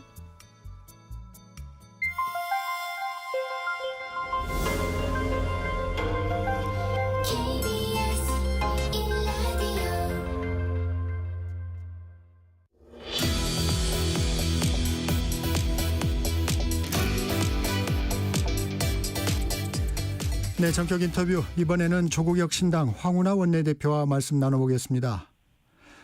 의원님 안녕하세요. 네, 안녕하세요. 네, 어제 당에서 법무부에 진정서를 제출하셨어요. 국민의힘이 위헌정당 해산 심판을 받아야 한다는 취지인데 어떤 이유입니까? 우리 헌법 8조를 보면 정당의 목적이나 활동이 민주적 기본 질서에 위배될 때는 정부가 헌재에 헌법재판소에 정당의 해산을 청구할 수 있게 되어 있습니다. 네. 지금 국민의힘 의원들이 12.3 계엄 선포 때 그때부터 줄곧 내란에 동조하는 그런 일련의 그 활동들이 있었거든요. 네. 계엄 해제 의결에 불참하거나 불참하도록 교사를 하거나 또 탄핵 투표에도 불참하거나 반대표를 행사하고 이후에도 윤석열의 내란에 대해서 동조하고 선동하는 이런 활동들을 해왔기 때문에 과거의 통합진보당 사례에 비춰보면 이것이 훨씬 더 그 정당 해산 사유에 더 많이 해당이 된다 이렇게 판단한 것이죠. 그걸 통합진보당 사태하고 좀 비교해 주실 수 있나요? 네, 통합진보당 사태는 당시 내란을 모의하는 2번의 회합을 했다. 이거 가지고 이제 정당 해산 사유가 됐는데, 네. 이번에는 모의가 아니라 실행행위에 들어갔잖아요. 네, 그래서 훨씬 더 중하다. 또 이제 네. 당시 통합진보당은 이석기 이제 주 인물이었는데 이석기에 대해서 당시 통합진보당 당직자들이 옹호하는 발언한 것이 이제 주요 또 해산 사유가 됐었는데 국민의힘이 윤석열 내란에 대한 옹호 발언 이보다 훨씬 더 큽니다. 네. 이런 것 등이 통합진보당의 정당 해산 사례보다 훨씬 더 중하다고 판단한 것이죠. 네. 국회가 탄핵소추 사유에서 형법상 내란죄를 철회한 것을 두고도 여러 이야기가 나오고 있습니다. 윤 대통령 측은 내란죄가 성립이 안 되는 것이라면 탄핵소추가 잘못된 것이다 이런 입장인데 조국 혁신당의 입장은 뭔지요? 그 내란죄를 철회한 것은 아마 오해들을 많이 하시는 것 같은데 헌법재판소는 이제 헌법 위반에 대한 판단을 하는 그런 기관이거든요. 그 형법상 내란죄가 성립이 되느냐 안 되느냐는 것은 형사법정에서 판단할 사안이죠. 대통령의 탄핵 사유가 헌법이나 법률에 위배되는 경우 이제 탄핵 사유가 성립을 하는데 이번에 내란죄의 성립 여부를 다투다 보면 이게 이 국민의힘 쪽에서 또는 윤석열 쪽에서 이 헌법재판의 의도적으로 재판을 지연시키려는 전략에 말려들 우려가 있습니다. 네. 그래서 내란죄는 헌법 위반에 포섭될 수 있는 내용이거든요. 그래서 충분히 헌법 위반만 가지고도 내란죄를 다툴 수 있습니다. 예, 그래서 내란죄를 철회했다라기보다는 형법상 내란죄 성립 여부는 헌재에서 다투지 않고 헌법에 포섭시켜서 다툰다. 이렇게 이해하시면 됩니다. 이것을 국민의힘에서 생트집을 잡으니까 많은 국민들께서 어리둥절하시는 것 같아요. 그러면 헌법재판소는 어떤 결정을 할까요? 아니 헌법재판소는 말씀드린 것처럼 헌법이나 법률에 위배되는 그런 그 대통령의 탄핵 사유가 있느냐 여부를 판단하는 곳이고 네. 그중에 내란죄 성립 여부는 헌법에 포섭시켜서 충분히 헌법 위반에 포섭시켜서 판단할 수 있기 때문에 네. 어저께인가 그저께인가 그 이미선 헌법재판관께서 그렇게 말씀을 하셨어요. 이것은 헌법 위반에 충분히 포섭될 수 있다. 헌법재판소가 알아서 판단할 것이다. 즉 재판관들이 그 부분에서 충분히 검토 연구하고 있으니까 계엄 선포 행위 자체가 우현 불법하다는 부분을 다투다 보면 내란죄 성립 여부도 자연스럽게 거기에 포섭된다는 그런 의미입니다. 네. 이미 지금 윤석열의 직무 복귀는 불가능하다는 것을 대한민국 국민들은 다 동의할 겁니다. 이런 상황에서 헌법재판소가 다른 결정을 하기는 어렵죠. 그렇게 되면 아무래도 그 헌법재판소의 탄핵 심판은 조금 더 빨라질 수는 있겠군요. 그런 의미가 됩니다. 그러니까 내란죄 성립 여부를 가지고 다투다 보면은 헌법재판소의 그 심판 절차를 지연시키려는 전략에 말려들 우려가 높습니다. 그래서 그 좀 신속하게 불확실성을 제거하려고 하는 신속하게 헌재의 결정을 종료하려고 하려는 청구인 쪽과 헌재 쪽의 입장이 맞았기 때문에 그런 결정이 이루어졌다. 이렇게 볼 수 있겠습니다. 네. 그 공수처의 수사 상황도 좀 알아보겠습니다. 지난 3일 윤석열 대통령에 대한 체포영장 집행이 무산이 됐습니다. 이 과정은 좀 어떻게 보셨어요? 법치주의 국가에서 있을 수 없는 일이 벌어진 겁니다. 법치주의 국가에서 법원이 발부한 영장의 집행에 대해서 현직 대통령이라는 이유로 예외를 둔다는 어떠한 특권 규정, 어떠한 특례 조항이 우리나라 법체계에는 없습니다. 법원이 발부한 영장에 대해서 경호해야 된다는 경호 대상이라는 이유로 이를 막아서는 것은 법치주의를 부정하는 겁니다. 박정준 경호처장이 중대한 오판을 하고 있는데요. 무슨 불법 영장이니 이러한 일부 극우 쪽에 또는 윤석열 변호인단의 주장을 근거로 영장이 어쩌고 내란죄 수사권이 어쩌고 하는 그런 부분을 얘기하던데 그것은 법에서 다투면 됩니다. 법정에서 다투면 됩니다. 영장이 불법하다면 체포영장 적부심사 제도를 통해서 다툴 수 있고 이후에 법적으로 얼마든지 다툴 수 있습니다. 법원이 발부한 체포영장을 두고 그 영장이 불법인 것 같아 하면서 영장 집행에 불응하면 대한민국 법치주의가 부정되는 거 아닙니까? 그럼 무정부 상태가 되는 거 아닙니까? 그래서 있을 수 없는 일이 발생했다. 이러한 있을 수 없는 일에 대해서 영장 집행을 맡은 공수처가 굉장히 무기력하게 대처를 해서 공수처장의 무능에 대해서 많은 국민들이 굉장히 지금 화가 나 있는 이런 상태로 이렇게 이해하고 있습니다. 대한민국 법체계 어디에도 현직 대통령이기 때문에 현직 대통령에게 발부된 영장에 대해서는 영장이 불법인지 아닌지 대한 판단해보고 응할지 말지 결정하겠다. 이런 것이 어디에 그런 규정이 있습니까? 어디에 그런 특권을 대통령한테 부여했나요? 네. 그것은 법치주의 국가에서 모든 분쟁, 다툼의 종국적인 결정은 법원이 하게 되어 있습니다. 법원이 적법하게 발부한 체포영장에 대해서 불법이니 편법이니 이런 시비는 할 수 있어요. 그런데 그거 가지고 체포영장 집행에 불응할 수는 없는 겁니다. 그래서 이것은 법치주의를 부정하는 무정부 상태를 이야기하는 굉장히 중대한 상황이 발생했는데 가장 큰 책임이 최상목 권한대행이라고 봅니다. 이런 국가기관 간에 영장을 집행하려고 하는 공권력과 영장 집행을 저지하려는 경호처 두 기관 다 국가기관이고 두 기관 다 합법적으로 무장을 할 수 있는 국가기관들입니다. 네. 두 기관의 충돌을 방치해가지고 어떻게 하겠다는 겁니까? 권한대행이라는 사람이. 그런 위치에 있는 사람이 이런 것을 이런 것을 조정하고 중재하고 문제를 해결할 위치에 있는 사람이 권한대행 아닙니까? 이것을 법과 원칙 어쩌고 한가한 소리나 늘어놓고 이거 두 기관이 충돌해서 유혈사태를 빚으면 어떻게 하려고 합니까? 최상목 권한대행 말씀도 하셨는데 최 권한대행이 경호처에 대한 지휘권을 왜 행사하지 않고 있다고 보십니까? 경호처에 대한 지휘권이 있니 없니 그걸 따지기 전에 공수처가 최 대행에게 영장 집행에 적법한 영장 집행에 경호처가 협조하라라는 그런 협조해달라라고 공문을 보냈지 않습니까? 네. 그럼 최 대행은 양측의 입장을 들어보고 공정하고 중립적으로 하지 말라는 게 아니고 양측의 입장을 들어보고 대한민국 법치주의가 제대로 서기 위해서 어떤 판단을 해야 될 것인가라는 그런 판단을 해서 결정을 해야 되는 것이죠. 그냥 양측의 입장이 팽팽하게 대립되니 나는 모르겠다.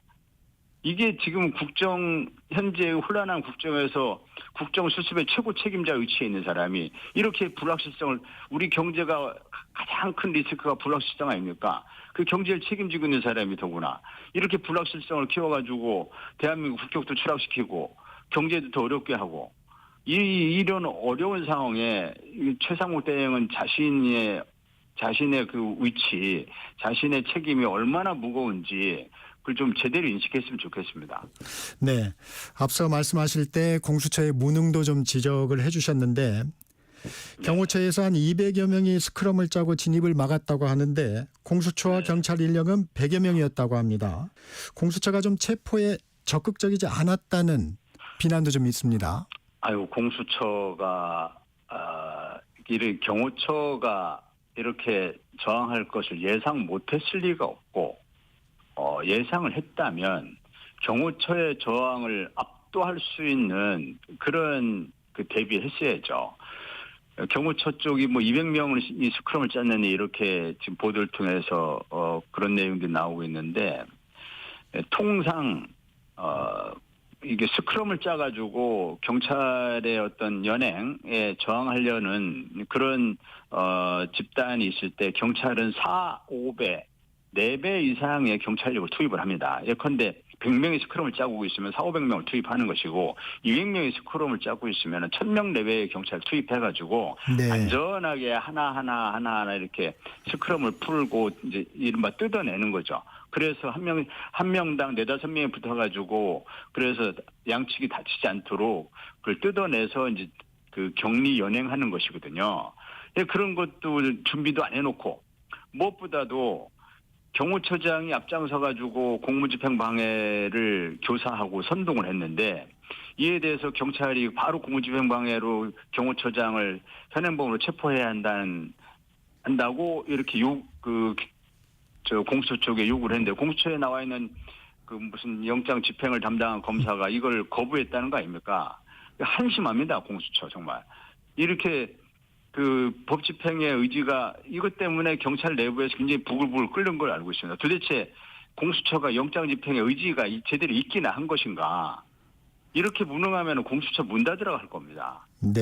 이런 공수처가 위상을 확보할 수 있는 절호의 기회인데 이런 기회 때 이렇게 무능하고 우유부단한 모습을 보여가지고 공수처의 존재 이유를 국민들의 공수처 존재 이유를 제대로 보여줄 수 있겠습니까? 지금까지도 그러지 않아도 무능하다는 그런 지적 비판을 받아왔는데 이번에 절호의 기회인데 이번에 또 오늘 보도를 통해서 보면은 공수처가 이제 포기하고 경찰에 또 넘긴다는 얘기 나오더라고요. 네, 체포영장 집행 업무를 경찰에 넘기겠다. 그럴 것 같으면은 그럴 것 같아. 애초에 왜 이첩해달라고 요구를 했습니까?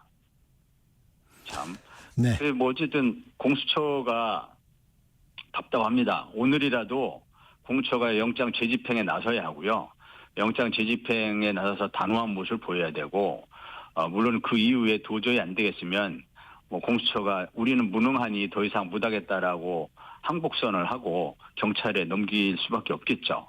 그렇지만 끝까지 최선을 다하는 모습을 보여야 됩니다. 네. 그 공수처와 경호처가 대치하는 과정에서 박종준 경호처장이 군경에 지원을 요청했는데 거부한 것으로 나타났습니다. 어떤 상황으로 이해하셨습니까? 군인과 경찰의 수뇌부들이 지금 다 구속된 상황이지 않습니까? 네. 군의 육군참모총장, 뭐 여러 수방사령관이니 뭐 지금 그 경호처에 나와 있는 그 병력이 수방사 예하부대거든요. 자기 사령관이 구속돼 있지 않습니까? 또 국방부 장관도 구속돼 있고. 경찰은 경찰청장이 구속돼 있고 서울경찰청장이 구속돼 있고 그 경호처에 파견 나온 인력이 서울경찰청 소속이거든요. 그 자신들의 지휘관들이 다 구속된 상황입니다. 지휘관들이 없는 상황에서 지금 직무대행을 맡고 있는 경찰청의 차장, 서울경찰청의 차장은 네. 정신을 똑바로 차리고 있는 걸로 보입니다. 정상적으로 작동이 되고 있습니다. 경호처에서 그 영장 집행을 저지하라는 것은 명백한 불법이거든요. 그런 불법에 응할 수 없다는 것은 상식을 가진 건전한 상식을 가진 그런 경찰 지휘관이라면 누구든지 그렇게 판단할 수 있는 것이죠. 그래서 경호처가 영장 집행을 막아라. 이런 불법적인 지시를 거기에 나와 있는 군과 경이 응할 수 없었던 것이죠. 그래서 응할 수 없다는 판단해서 공수처 쪽의 영장 집행에 길을 터준 것으로 이렇게 알려지고 있습니다. 네. 내란 특검법, 김건희 여사 특검법 재표결이 내일 본회의에서 있을 예정입니다. 어떻게 예상하십니까? 지난번에 그 내란 특검은 4표인가 5표인가 그리고 김건희 특검법도 4-5표 정도 이탈표가 나왔었거든요. 네.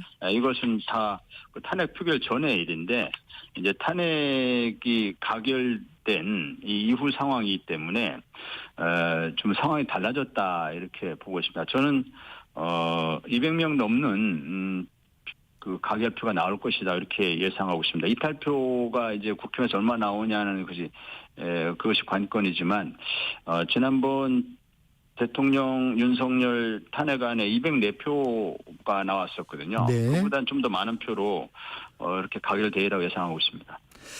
국민의힘의 기대는 위헌 요소를 제거하는 방안으로 협상 의지를 밝히고 있습니다. 만약에 부결을 시키고 이 같은 협상이 여야 협상이 이루어질 수 있을까요? 만에 하나 이제 부결이 된다면 네.